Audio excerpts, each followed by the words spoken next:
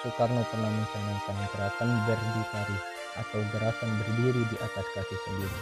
Gerakan ini adalah motivasi untuk melepaskan Indonesia dari rasa ketergantungan dari bangsa-bangsa lain. Soekarno pernah mengatakan, bangunlah suatu dunia di mana semuanya bangsa hidup dalam kedamaian dan persaudaraan. Sebuah cita-cita Soekarno yang sudah seharusnya diwujudkan oleh pemimpin-pemimpin bangsa yang melanjutkan. Ucapan lain yang pernah Soekarno ucapkan, meskipun kita makan tempe, kita bukanlah bangsa tempe. Soekarno pernah memiliki cita-cita bangsa Indonesia harus bermartabat dalam sebuah pidato. Soekarno menyampaikan bahwa kita bangsa besar, kita bukan bangsa tempe, kita tidak akan mengemis, kita tidak akan meminta-minta, apalagi jika bantuan diembel-embeli dengan syarat. Kita lebih baik makan gaplek daripada makan miskin, tapi jadi budak. Inilah yang perlu kita renungkan. Cita-cita pendiri negara ini yaitu Insinyur Soekarno. Soekarno, Presiden pertama Republik Indonesia yang biasa dipanggil Bung Karno. Lahir di Blitar, Jawa Timur, 6 Juni 1901 dan meninggal di Jakarta 21 Juni 1970. Ayahnya bernama Raden Sukemi Sosodiharjo dan ibunya Ida Ayu Nyoman-Rai. Semasa hidupnya, beliau mempunyai 3 istri dan dikaruniai 8 anak. Dari istri Padmawati mempunyai anak Guntur, Megawati, Rahmawati, Sukmawati, dan Guru. Dari istri Hartini mempunyai Taufan dan Bayu. Sedangkan dari istri Ratna Saridewi, wanita turunan Jepang bernama asli Naoko Nemoto, mempunyai anak Kartika. Ketika dilahirkan, seorang Soekarno diberi nama Kusno Sosrodihardjo oleh orang tua beliau. Namun, karena kondisi beliau sering sakit, maka ketika beliau berumur 5 tahun, nama beliau diubah oleh ayahnya sendiri menjadi Soekarno atau sering disapa Soekarno. Nama tersebut diambil dari seorang panglima perang dalam kisah Bharata Yuda, yaitu Karna. Nama Karna menjadi Karno karena dalam bahasa Jawa huruf A berubah menjadi O, sedangkan awalan Su pada nama Soekarno memiliki arti baik.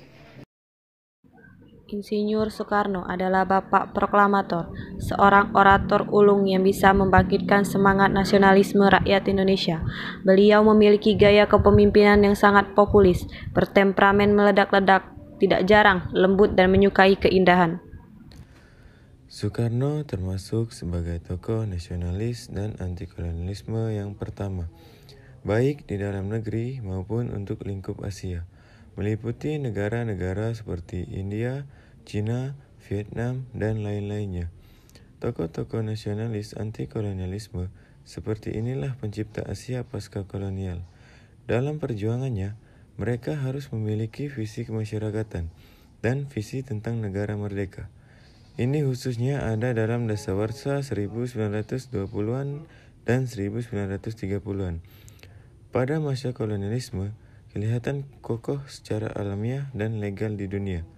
Prinsip politik mempersatukan elit gaya Soekarno adalah alle leden van de familie aan één tafel. Semua anggota keluarga duduk bersama di satu meja makan. Dia memperhatikan asal-usul daerah, suku, golongan, dan juga parta. Aku mengakhiri pidato itu dengan kata-kata, saya berpendapat bahwa yang harus kita kuasai pertama-tama lebih dulu adalah bahasa kita sendiri. Marilah kita bersatu sekarang untuk mengembangkan bahasa Melayu, kemudian baru menguasai bahasa asing, dan sebaiknya kita mengambil bahasa Inggris. Oleh karena bahasa itu sekarang menjadi bahasa diplomatik. Belanda berkulit putih, kita sawo matang. Rambut mereka pirang dan keriting, kita punya lurus dan hitam. Mereka tinggal ribuan kilometer dari sini. Mengapa kita harus berbicara bahasa Belanda? Maka terjadilah keributan karena sangat kagum. Mereka tak pernah mendengar hal semacam ini sebelumnya. Ku ingat Direktur Hindia Belanda School Tuan Bot berdiri di sana. Dia tidak berbuat apa-apa melainkan memandang kepadaku dengan muka tidak senang sama sekali. Seakan dia berkata, Oh, Soekarno mau bikin susah. Sekalipun aku tidak membikin susah, aku sudah cukup dibikin susah. Aku adalah anak baru di sekolah Belanda ini, dan tambahan lagi seorang anak bumi putra.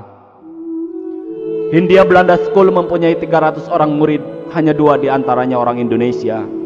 Aku dikelilingi dari segala jurusan oleh anak laki-laki dan anak-anak gadis Belanda. Sudah tentu mereka tidak senang padaku, terkecuali barangkali beberapa anak gadis. Maka aku dianggap sepi. Sekolah mulai jam 7 pagi sampai jam 1 siang, 6 hari dalam seminggu. Di antara jam-jam pelajaran ada waktu istirahat, pada waktu mana setiap anak bermain atau jajan. Akan tetapi anak-anak Belanda tentu memisah dari kami. Mereka berusaha supaya kami tidak ada kawan. Mereka pun berusaha supaya hidung kami selalu berlumuran darah.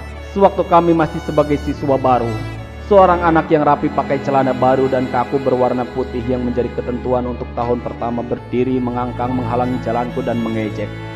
Menyingkir dari jalanku anak inlander.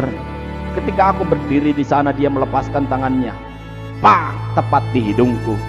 Jadi kupukul dia kembali. Setiap hari aku pulang babak belur. Aku tak pernah menjadi tukang berkelahi. Tapi sekalipun aku dapat menahan penghinaan, aku tak dapat menghindari perkelahian tangan. Kadang-kadang ku kalahkan mereka, akan tetapi terkadang pun mereka mengalahkanku. Kami pun mengalami diskriminasi di dalam sekolah.